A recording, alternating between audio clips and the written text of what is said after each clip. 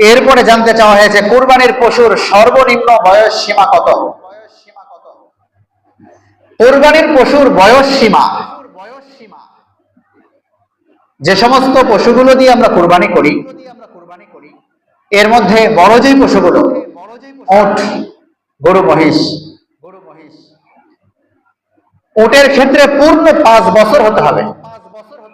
5 বছর থেকে যদি 1 ঘন্টাও কম হয়, 1 মিনিটও কম হয়, ওই উট দ্বারা কুরবানি করলে কুরবানি আদায় হবে না। গরু এবং মহিষের ক্ষেত্রে পূর্ণ 2 বছর হতে হবে। 2 বছর থেকে যদি অল্প সময়ও কম হয়, তারপরেও সেই গরু মহিষ দ্বারা কুরবানি করলে কুরবানি আদায় হবে না।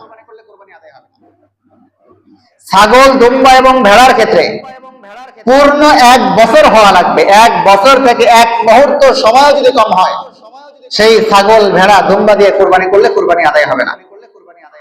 এখানে ছোট্ট একটা টিপ্পণী,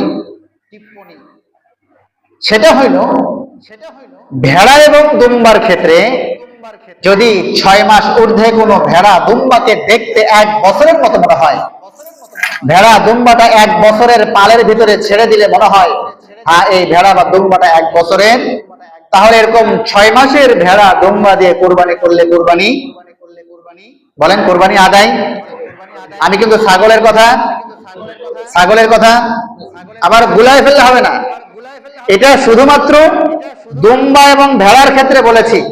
6 মাস ঊর্ধ্বে কোনো ভেড়া এবং দুম্বাকে দেখতে যদি 1 বছরের মতো মনে হয়, তাহলে সেটা দিয়ে কুরবানি করলে আদায় হয়ে যাবে। ছাগলের ক্ষেত্রে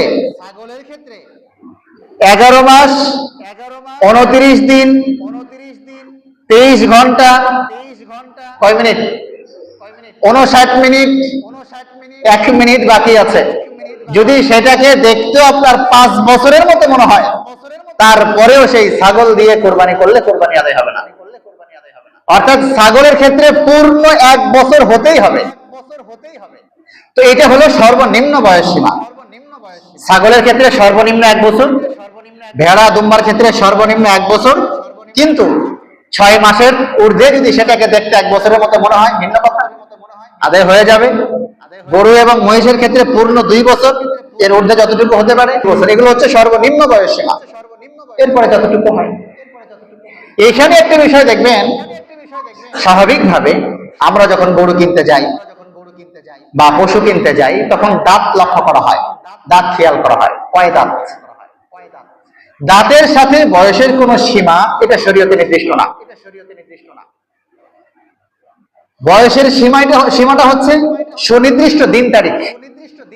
আসলে পূর্ণ 2 বছর হলো কিনা, পূর্ণ 5 বছর হলো কিনা, পূর্ণ 1 বছর হলো কিনা, এখন দাঁত যে কয়টা উঠে 2 বছর হয়ে গেছে গরুর বয়স, দাঁত একটা উঠে নাই, কোনো সমস্যা নাই। 2 বছর হইতে বাকি আছে, 2 বছর হতে 1 দিন বাকি আছে, দাঁত 3টা উঠে গেছে, তারপরেও সেই গরু দিয়ে কুরবানি করলে কুরবানি আদায় হবে না। কথার কথা। এখন দাঁত কয়টা উঠে, যারা আপনারা মানে খামারি বা গরুর সাথে সম্পৃক্ত, তারা আপনারা বলতে পারবেন। বাকি এই ক্ষেত্রে বয়স সীমাটাই সুনির্দিষ্ট হওয়া জরুরি। হ্যাঁ, স্বাভাবিকভাবে যদি বয়স সীমা ওরকম জানা না যায় এবং দাঁত দেখে আমাদের একিন হয় যে না ঠিক আছে 2 বছর পার হয়ে গেছে, এবং যে ব্যক্তি বিক্রি করছেন মুসলিম যদি হন, মুসলিম ব্যক্তির কথা তো বিশ্বাস করতে হবে।